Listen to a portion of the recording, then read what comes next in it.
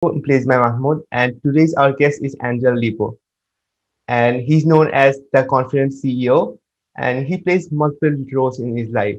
To name a few, he is an influencer, LinkedIn strategist, and international TV host.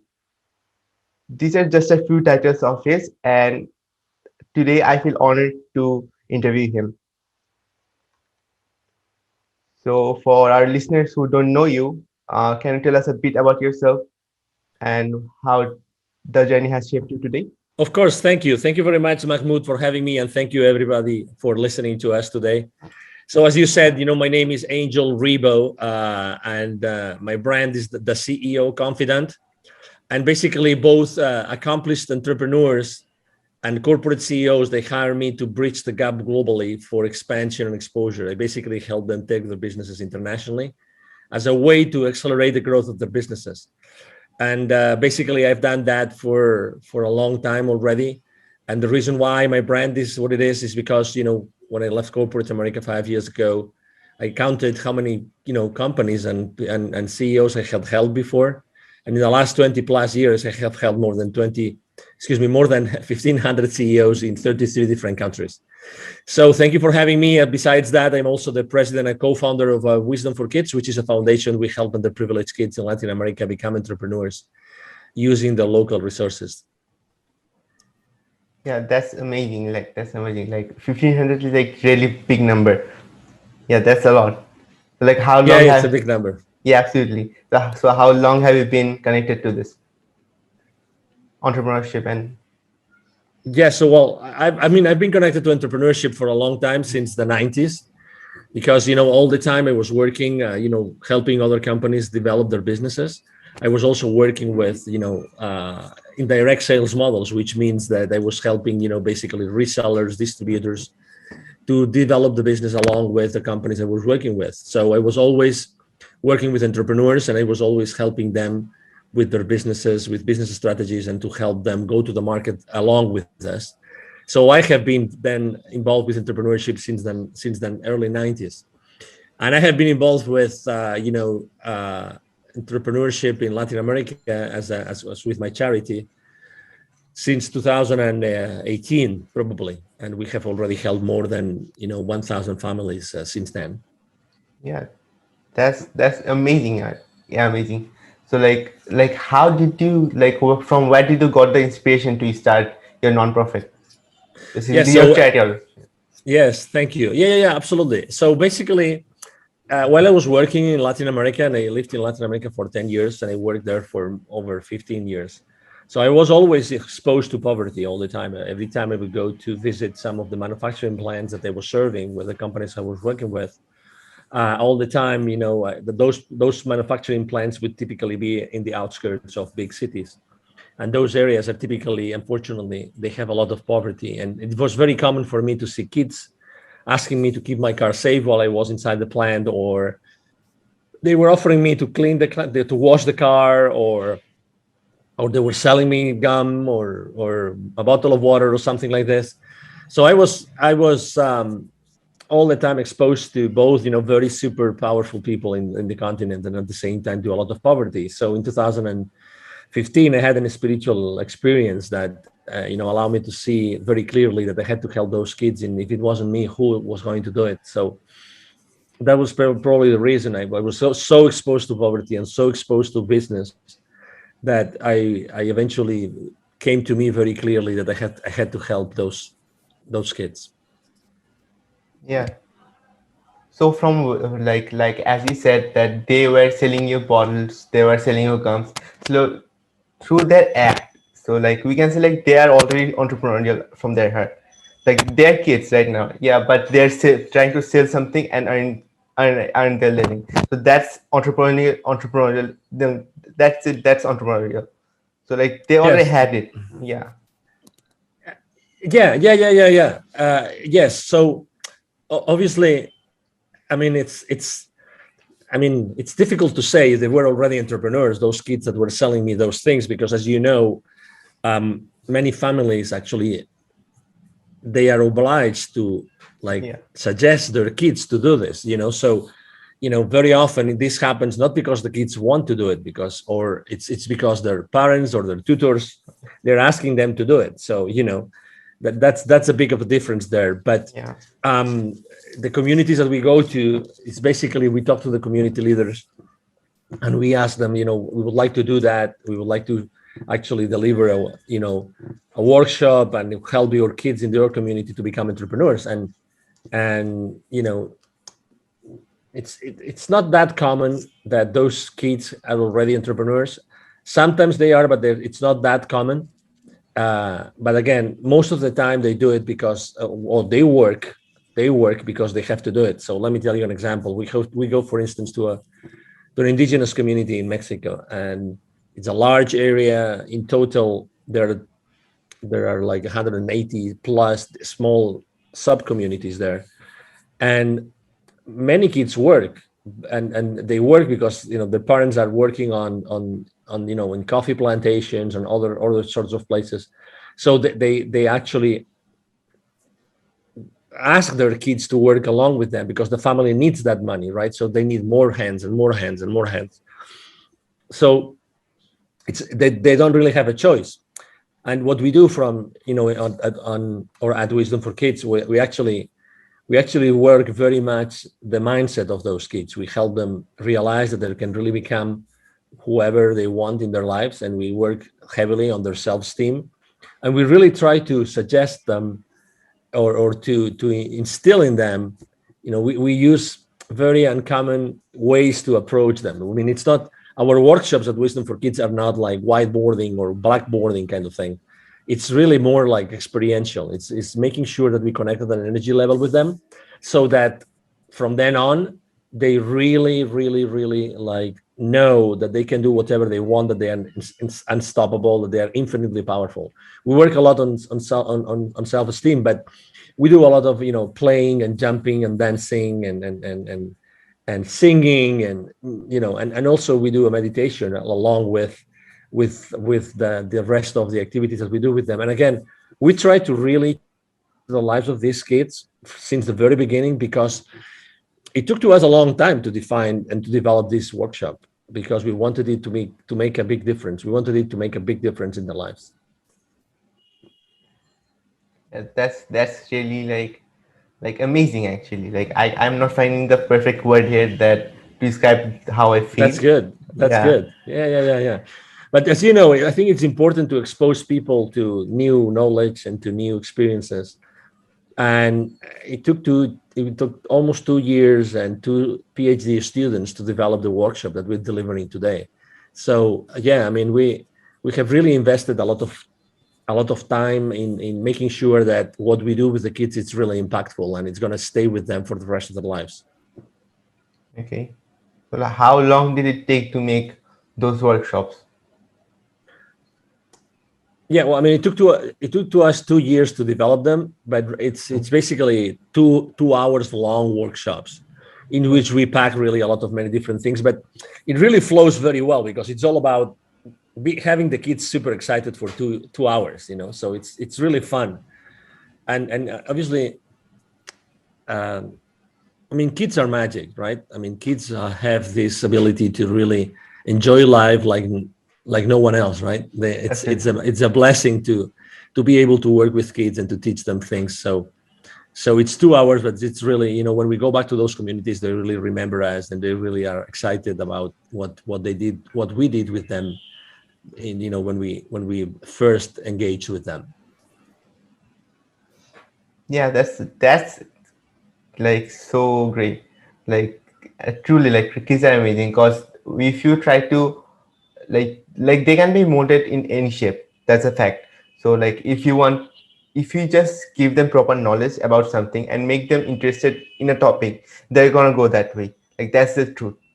And that's so like building their foundations from like that early age like is what the future needs basically. So like they are the future. Yeah, That's the truth. And if the foundations is not good, like then like how what the will the future be? exactly. Exactly. Exactly. So tell us a bit more about your spiritual awakening. Like what experience did you had? Yeah. So basically, thank you for asking. So basically, it was this. It's actually the second time that I feel this like super rush of energy. It was a Saturday morning. I was in a hotel in Mexico City. It was 8:30 a.m. I just woke up. I was really remorseful. I was really sad. I was really exhausted because I had worked a lot the previous week. I missed my plane to go back home the previous day on Friday. So and as soon as I got into the shower, um, this incredible rush of energy went through me, and I started crying for no reason. And all those images of those kids I had met in Latin America started to come at me all the time. And I was for a few minutes crying under the shower, on my knees, and I really didn't know what that meant. But I'm having chills now as I'm explaining it, because it was really an intense experience, and I remember it was extremely sensitive and emotional for the rest of the day. But that meant something, right? I mean, I think that it's the second time in my life that I really listened to what the universe was telling me. Just to, I really believe that everything happens for a reason. For instance, and I want to really support you, Mahmoud, a lot, because I really admire you and I'm impressed by you, because you're a very young man, but you said I want to have my own podcast and I want to do it no matter what. And he's at the other side of the world because he's in Bangladesh and I am here in Dallas, in Texas. And the chances of Mahmoud and myself, to me, they were really remote. But he was kind enough to invite me to his podcast, and I'm really thrilled. I mean, I'm one of his first guests, and I'm really thrilled to be able to share my experience, my journey, and my knowledge. And I think that it's a great you are a great example, Mahmoud, of someone that really wanted to make a difference in the world, and you decided to actually launch your own podcast and start doing it, no matter what. So this is exactly the spirit that I'm trying to instill the kids that I'm helping in Latin America, and this is exactly, I have been allowed to teach hundreds of salespeople in my life, literally from many different countries, and I have to say that all of them remember me, right? And I very often they reach out to me and they share things and experiences with me, and that's one of the legacies, right? Is that when you are able to help people, they will always remember that. They will always be there, and they will always remember that. And life's too short to waste it with the wrong people. And let's make the most of the time that we are together, and let's make the most to help your audience, because at the end of the day, I'm sure that you, Mahmoud, you're doing this to help your audience. You want to inspire people with content, with good content, with valuable content, and with also nice stories that are going to inspire other people to do things and to take action. And I tell you, everybody who's listening to us today, it only takes your will. It only takes your will to take action. My favorite business mantra, is taking perfect action now. Anybody can take any action, and you don't know what's that's going to take it, right? And everything happens for a reason. For some reason today I had to be on this podcast in Bangladesh, and I'm so blessed to be here because I'm able to answer Mahmoud questions, and I'm able to help his audience and to skyrocket his podcast. And I'm going to support you, Mahmoud, as much as I can on my social media whenever the episode is uploaded and is published and everything. So this is what life is about, and I really want to commend you for doing what you do every single day, Mahmoud. Yeah, thanks a lot. Basically, I'm very flattered to hear that. Like, yeah, yeah, like every single word that you said was extremely like absolutely true. It actually is only will, like the first and the only thing. Not the only thing, but like the most important, like the core thing that takes is the will and the ability to take action with it. Yeah, so like that's the main thing. That's if you're not discouraged. So if uh, as everyone else, so most people are discouraged before starting anything else. But if we Mhm. have enough willing power, then we will get through it. Like that's the truth. And but like the kids that you're helping, like for them, it's this is the mental barrier because everyone else is making like thinking that or like forcing them to think that nothing's gonna happen, like nothing's good gonna happen. Like that's one of the thing. And if we are able to like it doesn't matter who it is, but if anyone is able to help grow this willingness in a kid, then he'll do great in the world in the future, and make a difference in others life.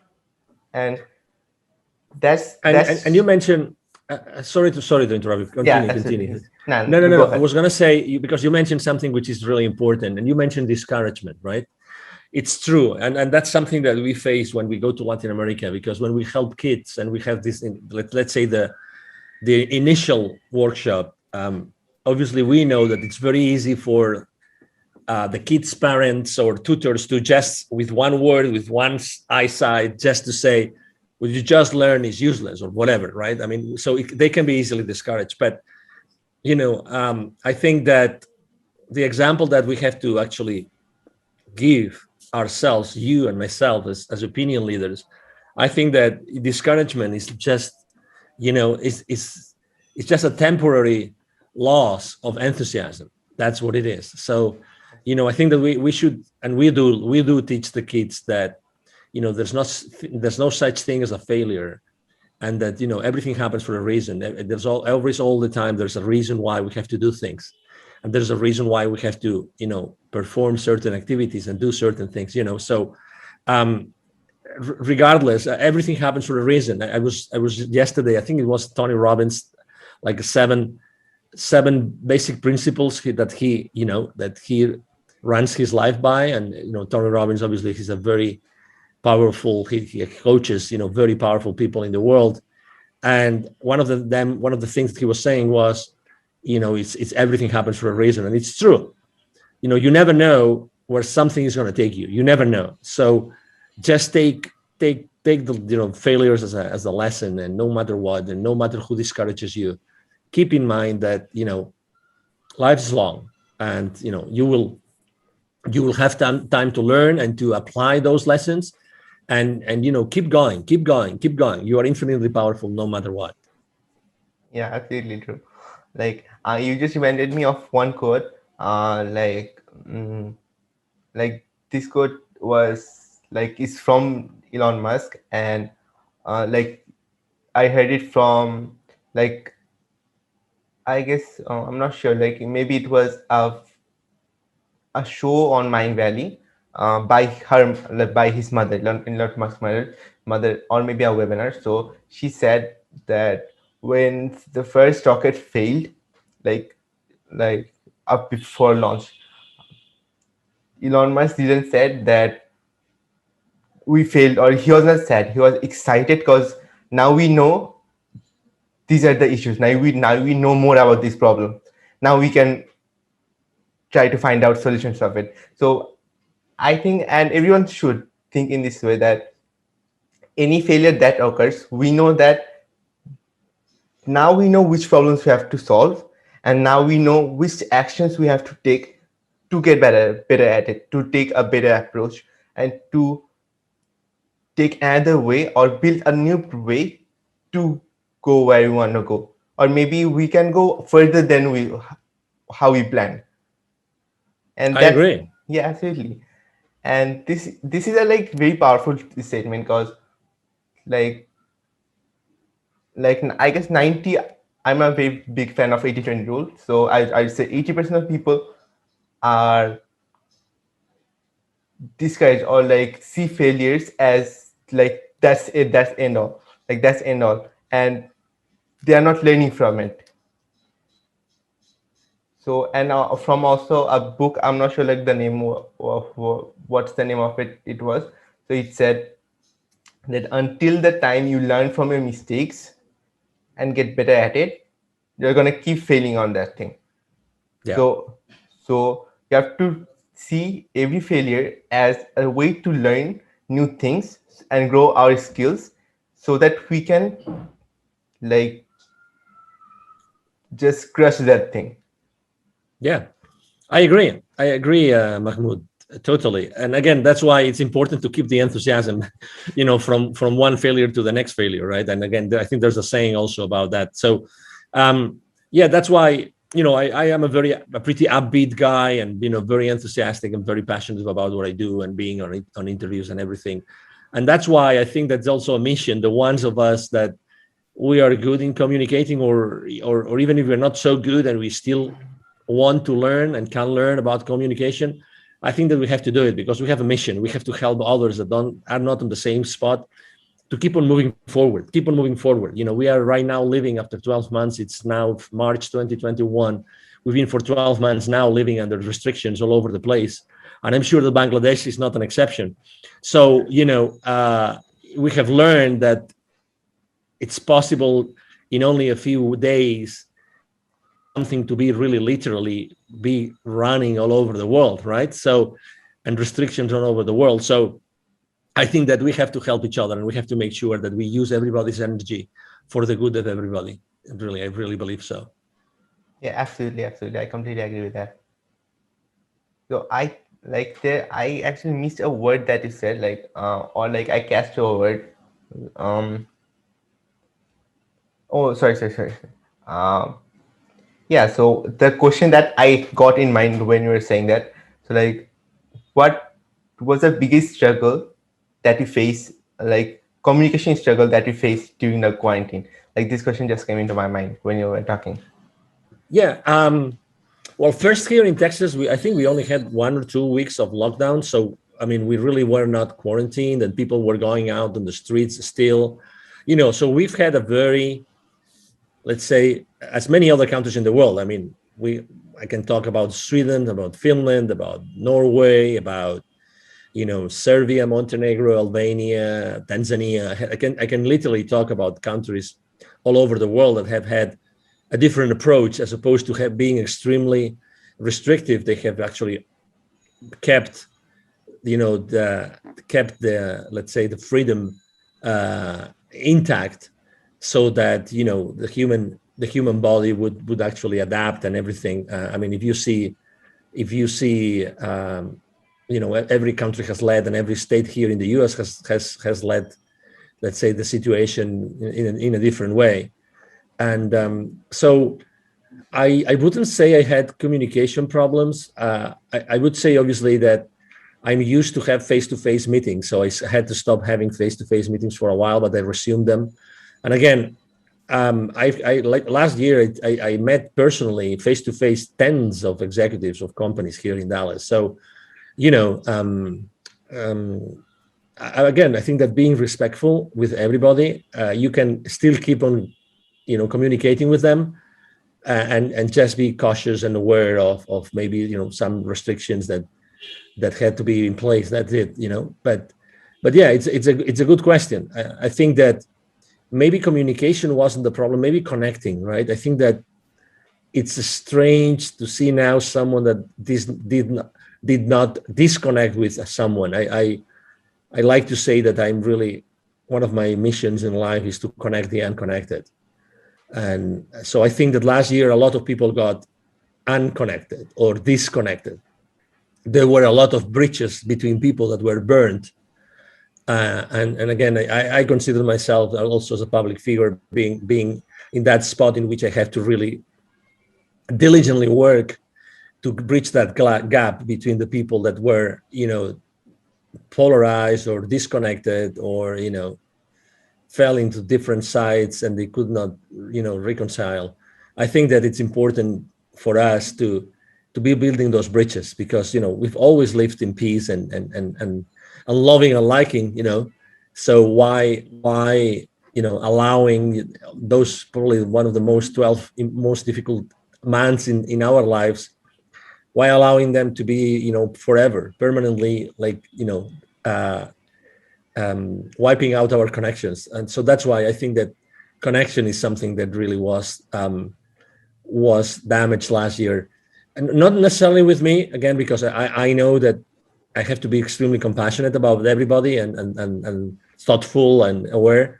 But I know that there's a lot of people that have, lost friends and relatives, like, like friendships, I mean relationships that were broken, and I think that rebuilding those bridges, it will eventually happen again. It will take some time, but I think that uh, we are here to do that, and you do that with your podcast every single day, Mahmoud. Thanks again for like just mentioning that. Um, yeah, that's really awesome. Cause like I loved your mission, which you said like connecting unconnected people. Cause like that's really important. Cause because of this, especially this, I don't exactly say that because of this only this, let's say, pandemic only, but for a pretty long time people are unconnected. Like people are getting unconnected, like they're connecting on social medias, that's true, but most of the people are unconnected with each other. And that's a really big problem because we have to get connected to solve the biggest problems in the world. Let's say like hunger is a great problem in a large portion of the world. So let's, for even solving that problem, we have to get connected. And if you're connected, and like connected minds create solutions, that's the thing. Like, because, well, let's say like the most genius person in the world, let's say Einstein for example, though he's not there anymore, but even if he was alone, he might have, like, he could have did the best thing, like invented the best thing. But if, like, when other people were also around him, like that's what actually boosted his invention a lot. I believe that, because it doesn't matter how intelligent you are. It's about like getting together with other great people, and then you can create the best of the best thing. True. Yeah, yeah. I mean, and you're touching upon something which is really important, which is collaboration, right? I Yeah. mean, the lack of connection, could unfortunately be at the end could be like a lack of communication, right? But it doesn't have to be. I think that reconnecting means that collaborating as well, and I think that the future of the world is collaboration. Absolutely. We've lived under competing spaces forever, and I'm not saying competition is not bad, is bad, excuse me, but I'm trying to say that I think that the future is collaboration, because there's a lot of, if I don't know, that due to what has happened in the world for the last 12 months, there's going to be a lot of many different initiatives related to collaboration, helping each other, and flowing and flowing and flowing, and making this world a better place, with many different ways, or in many different ways. And yes, and being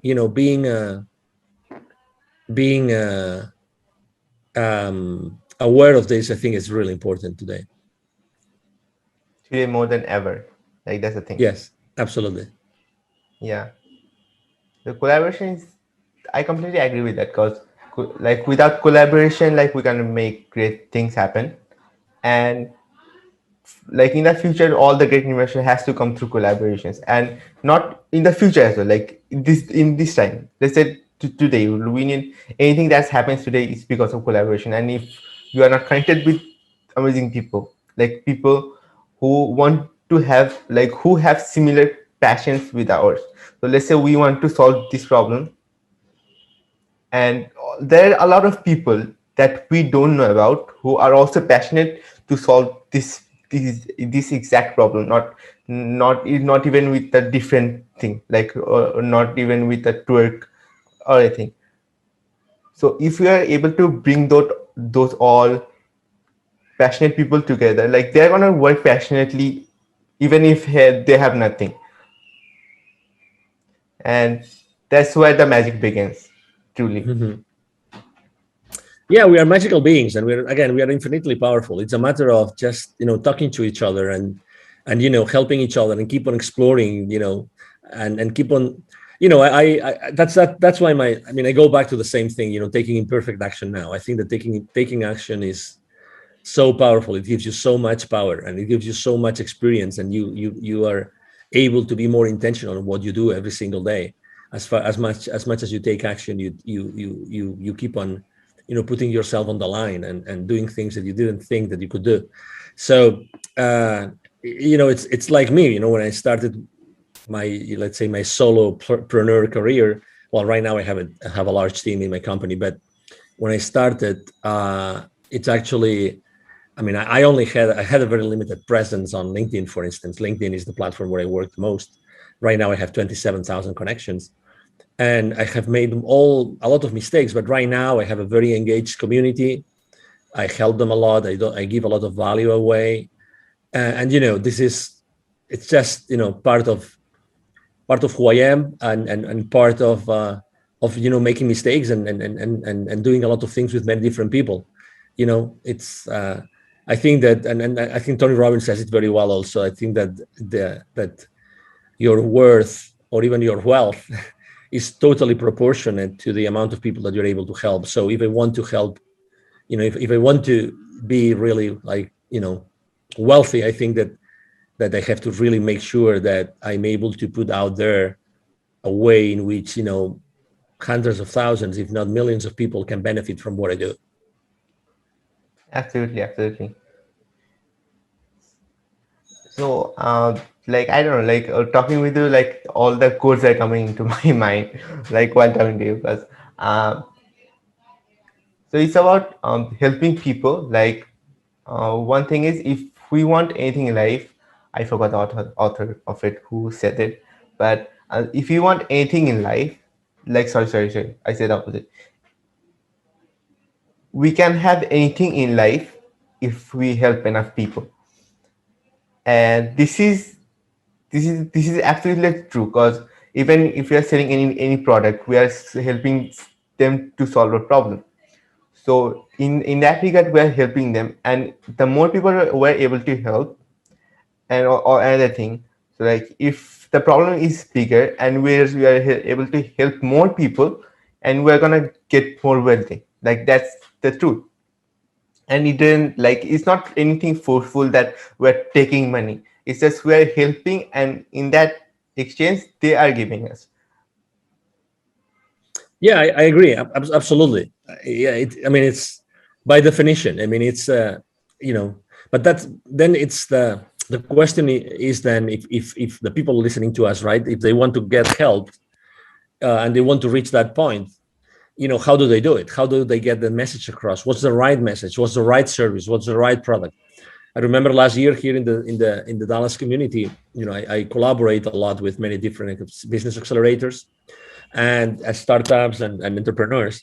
And I gave actually 2 times last year. I gave a couple of uh, webinars about pivoting. So pivoting is the concept of reinventing yourself, right? So when you pivot, this means that you are, I mean, that Completely falls like shifting. the basketball. Yeah, exactly. So the basketball term of pivoting, right? So um, I think that it's important that you know how to pivot. It's like important that you know how to put in place what your passion is, what your expertise is, what the market really, Wants. is willing to pay, and what the market wants. Those 3 things, those 4 things, excuse me. I think those 4 things are extremely relevant and extremely important.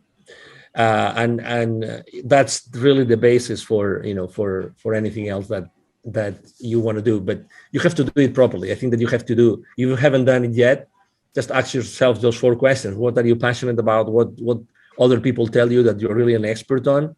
What do you think that the market needs and or the market wants?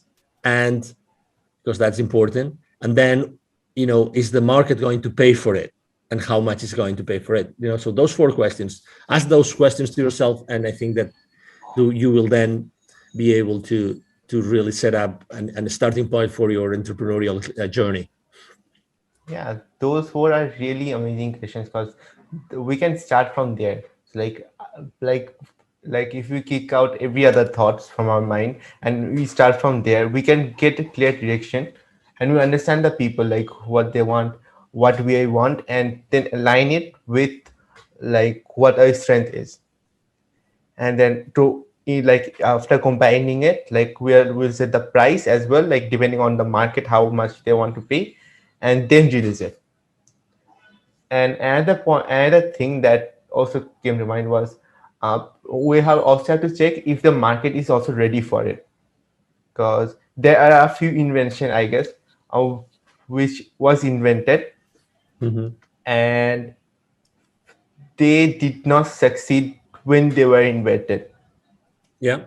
Yeah, because the market was not ready yet. But after a period of time when the market was ready, then when it was released, it became a quick hit. Like in overnight, it became overnight hit because the market was not ready. Yeah, yeah, I agree. But still, I always like to ask the question of not whether a product or service is going to succeed, but how do we make it successful? I think it's a different, I think it's the right question to ask yourself is to ask, what do you have to do or how do you have to make it successful? I think that we should ask ourselves a different question. And that's why it's so important also what we do in the schools with the kids, underprivileged kids. It gives us, you know, again, being in touch with kids all the time, and so being able to bridge that gap between the super powerful, connect the super powerful, connect them with the super underprivileged.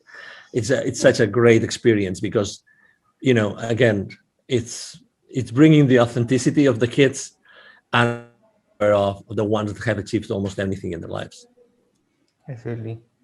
Like, yeah, absolutely. Those are like, these are very powerful words, you can say. Like, these are like the definition of growth, you can say, I for me.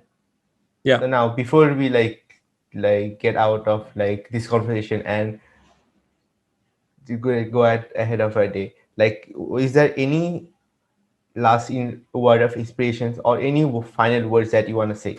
Yes, Anyone? definitely. So, yeah, the first thing obviously is thank you again, Mahmoud, for having me.